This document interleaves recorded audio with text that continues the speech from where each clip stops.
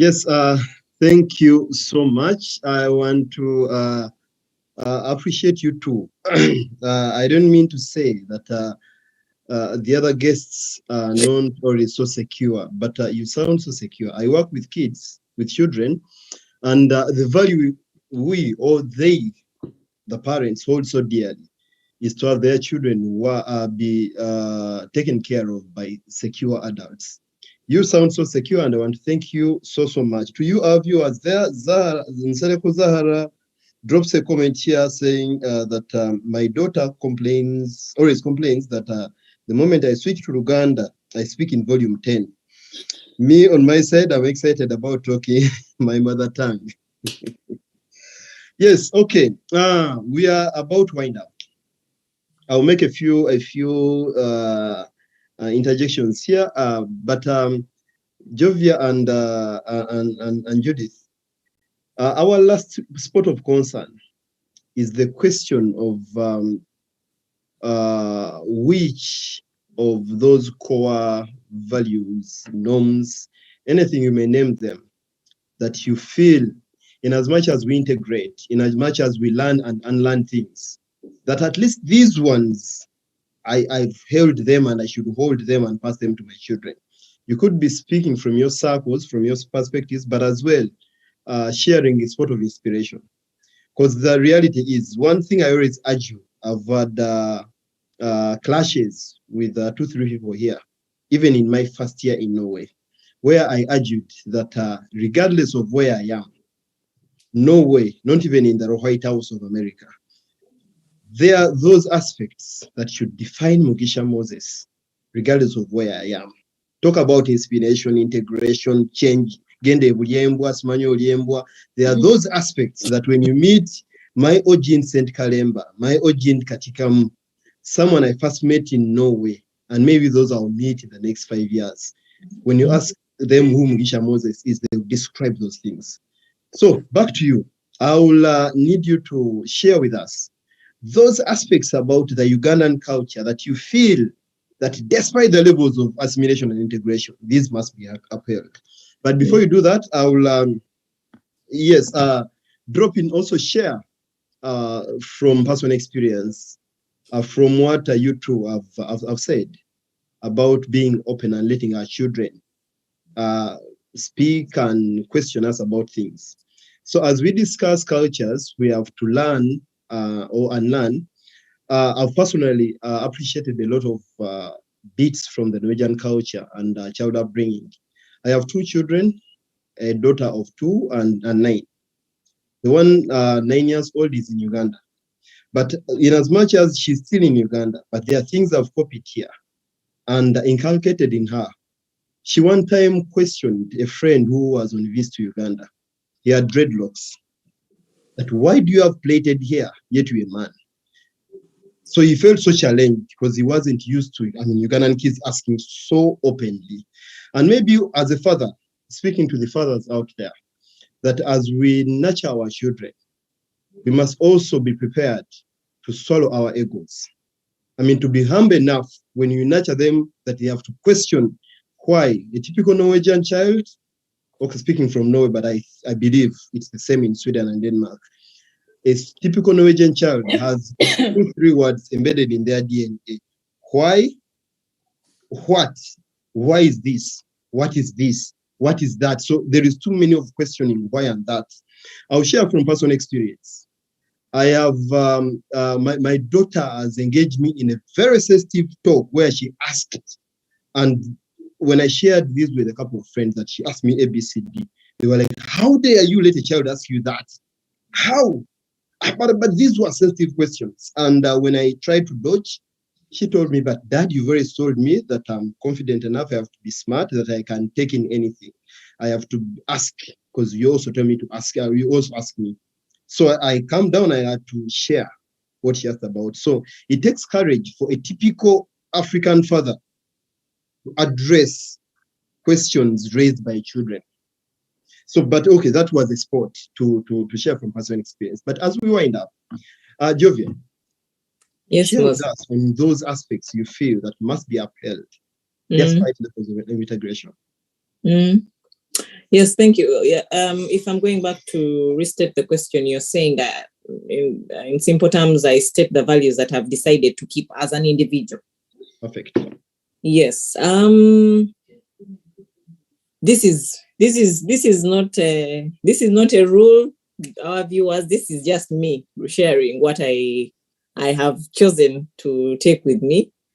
And yeah, this answer might change depending on when we shall next interact. But yeah, like I said, life is a learning process. But as per now, today, what I have focused my energy on is the first thing I put forward above everything is letting my children know that we are African, because it's a bit harder for them to explain to other people that we are Black, we are Ugandan, but we are African, and then we are Ugandan. It doesn't matter whether we are speaking the language. It doesn't matter whether they will hold the passports. That one is a given.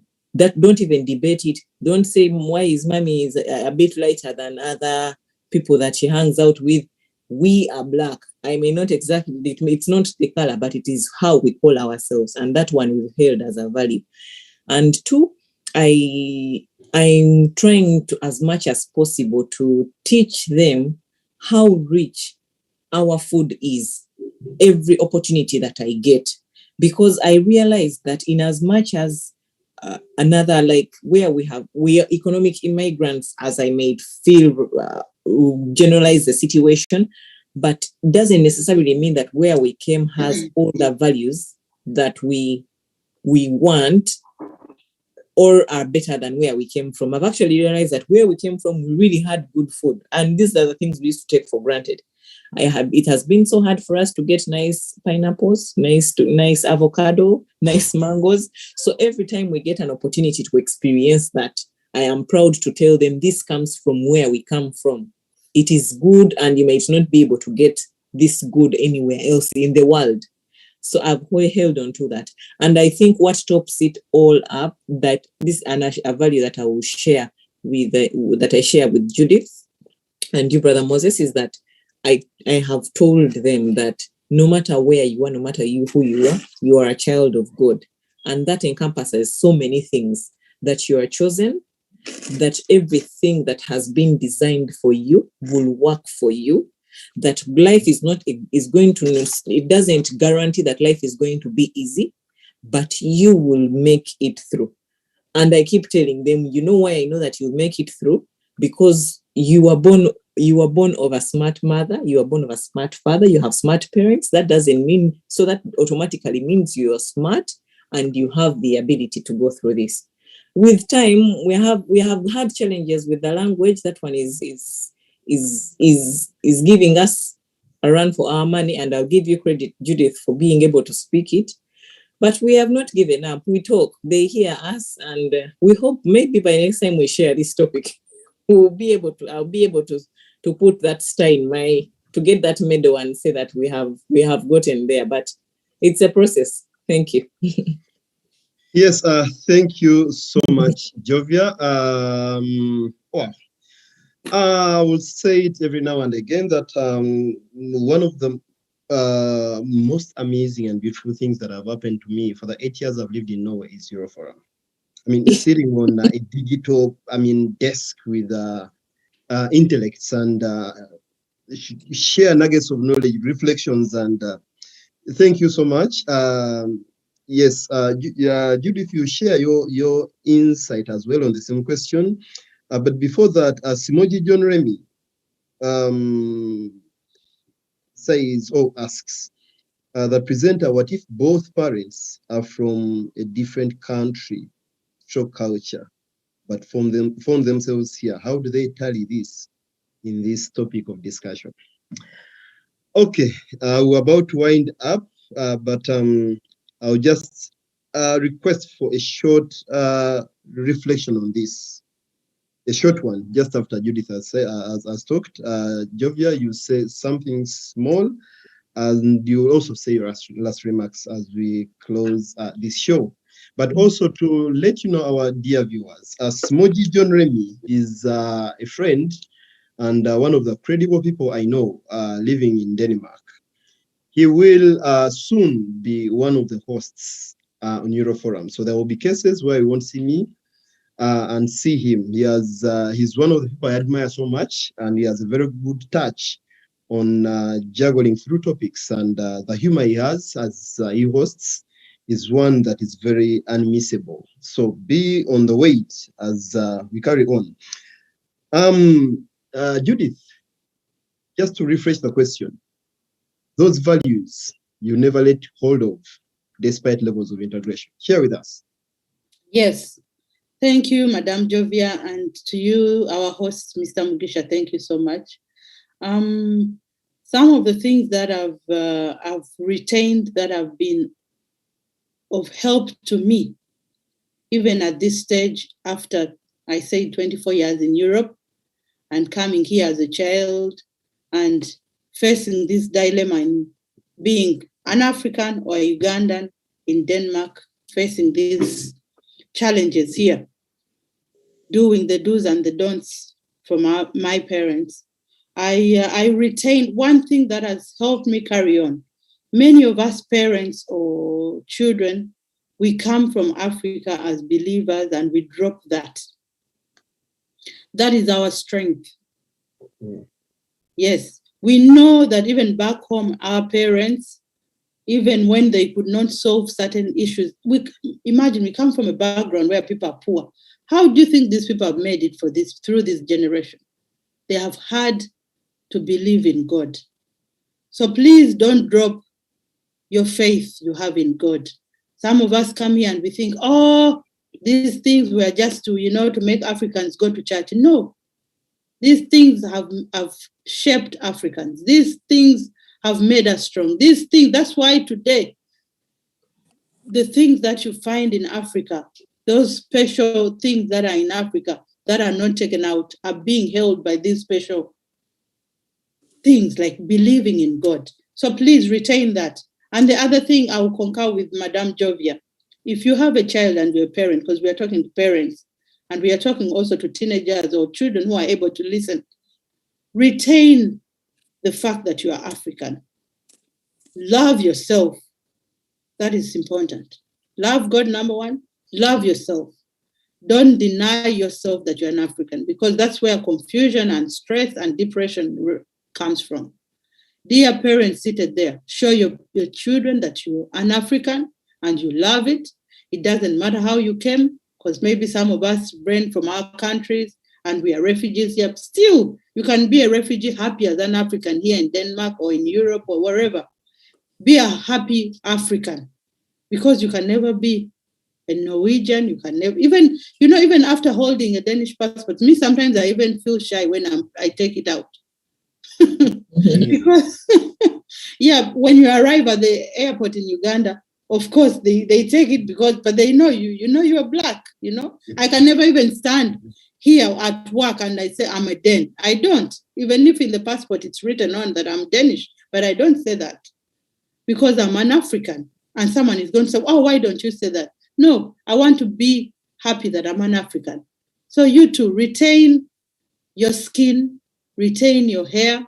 These are the things that we remain with even when you face discrimination and acceptance. These are the things that make you, and these are the things that you move on. These are the things, in fact, like we mentioned before, this is the person, your child you're bringing from Africa, or the child you're giving birth to here is seeing. They want to see you, mommy, happy. They want to see you, daddy, happy. They want to see you, even if whatever job you're doing, be happy about it. Retain that, because that is what is going to give birth to a happier generation and maybe make us happy as parents when we grow older. Thank you, sir. Thank you so much. Just to let you know that I always urge you that the time I spend on Euroforum is both to those watching us, to those speaking sports of ideas and knowledge, but also I'm creating an archive to my girls that someday, 10 years, 15 years from now, as they get inspired by what Barack Obama has written, by what Oprah Winfrey has written, by what, name them all, Nelson Mandela and the like, I should be on the list. I mean, their dad or mom should be on the list. So they will someday search Euroforum UG. They will find this knowledge. So just also to let you know that what you've shared here, that someday your children will watch them. So, and also a spot of inspiration to the guests yet to come on Euroforum, that every sport you get may not necessarily be Euroforum, but I'm speaking on behalf of Euroforum, that this is knowledge being stored in the archives. This is knowledge that is being kept, that as we inspire others, we are taking it direct from our home, that someday our children will be watching this and know that our parents walked a path of substance.